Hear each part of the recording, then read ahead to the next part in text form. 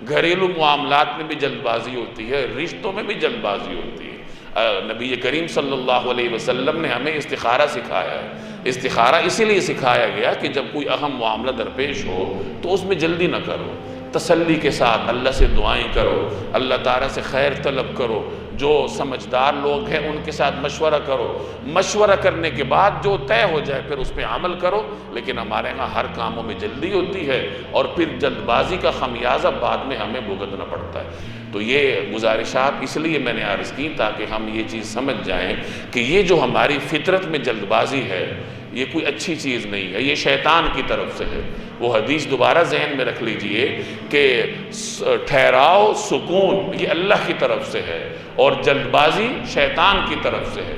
کسی بھی معاملے میں حد سے زیادہ جلد بازی کرنا یہ ایک شیطانی عمل ہوتا ہے، اور جب انسان یہ شیطانی عمل کرتا ہے تو اس کی زندگی بعد میں اس کی قیمت اس کو ادا کرنی پڑتی ہے۔ اللہ تبارک و تعالی سمجھنے کی توفیق عطا فرمائے۔